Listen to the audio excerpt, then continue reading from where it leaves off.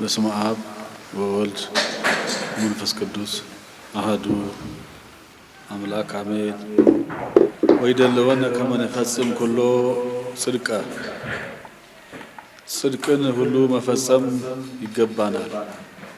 ማቴዎስ 3:15 ለመላው የኢትዮጵያ ኦርቶዶክስ ተዋሕዶ ቤተክርስቲያን አባላት እንኳን ለ2018 ዓመተ ምህረት በዓለ ጥምቀት በሰላም አደረሳችሁ።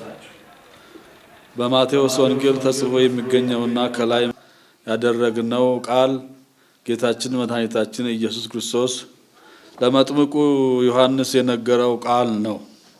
መጥምቁ ዮሐንስ እርሱ በጌታ ሊጠመቅ እንጂ እርሱ ጌታውን ለማጥመቅ እንደማይችል በትህትና በመግለጽ ሊከለክለው እየሞከረ ነበር።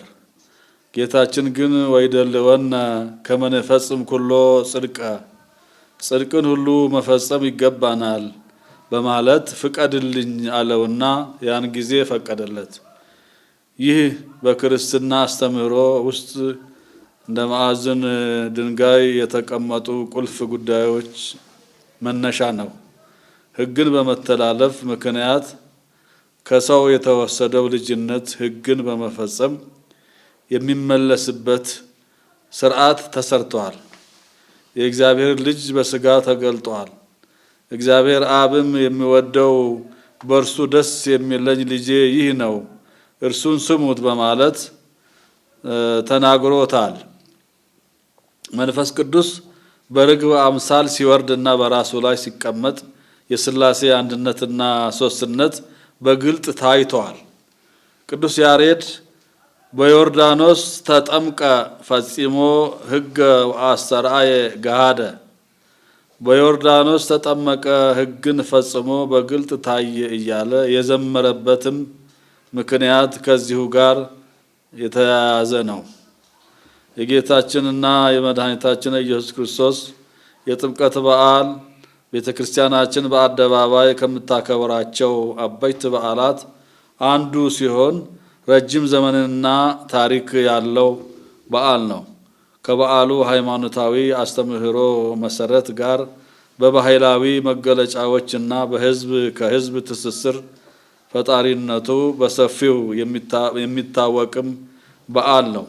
በዓሉን ለማክበር በሚሊዮኖች የሚቆጠር ሕዝብ ከቤቱ ወጥቶ የሚገናኝበት ሲሆን ሰላሙንና አንድነቱን የሚጠብቅበት ሥርዓት አለው።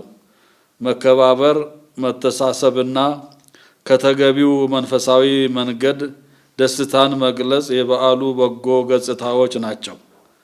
አስተምህሮአችን ሁሉ ነገር በሥርዓት ይሁን እንደሚል ጥምቀት ሥርዓትን መሰረት አድርገን የምናከብረው በዓል በመሆኑ በልዩ ውበት የሚታወቅ በዓል ሊሆን ችሏል። ስለዚህ ዛሬም በዓሉን በመንፈሳዊ ስነ ስርዓትና በጎ እሴቶቻችንን ሁሉ በመጠበቅ ልናከብረው ይገባል። በበዓለ ጥምቀት በጌታችን የተመሰረተልንን የጥምቀት ምስጢርና ከጥምቀት የሚገኘውን የልጅነትና ጸጋ እናስባለን።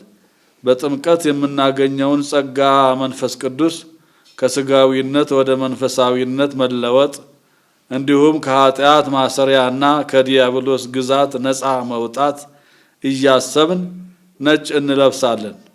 ስለተደረገልን ሁሉ እግዚአብሔር አምላካችንን በመንፈሳዊ ዝማሬ እናመሰግናለን። ከዚህ ውጪ ሰዎችን በሐሳብ የሚለያዩ መልእክቶችንና ምልክቶችን እንዲሁም አርማዎችን መጠቀም ከበዓሉ መንፈስ ጋር የሚጋጭ ነው። ነገሮቻችን ሁሉ ሰላምን፣ ፍቅርንና አንድነትን የሚሰብኩ ሊሆኑና አሉታዊ ውጤት ካላቸው ነገሮች ሁሉ ልንጠበቅ ይገባል። ስለዚህ ከላይ እንደተገለጸው ነጭ ቀለም ያላቸው አልባሳትን በመልበስ የሀገራችንን ሰንደቅ ዓላማና የቤተክርስቲያናችንን አርማ ብቻ በመያዝ መልእክቶቻችንን ልዩነት ፈጣሪ እንዳይሆኑ በመጠንቀቅ በዓለ ጥምቀትን በስርዓት እንድናከብር እያል በቅድስት ቤተክርስቲያናችን ስም ጥሪያችንን እናስተላልፋለን። ልዑል እግዚአብሔር አምላካችን በዓሉን የሰላምና የበረከት በዓል ያድርግልን። ሀገራችንን በጽኑ ሰላም በአንድነት ይጠብቅልን። ጥር 9 ቀን 2018 ዓመተ ምህረት አዲስ አበባ ኢትዮጵያ። ዮሐንስ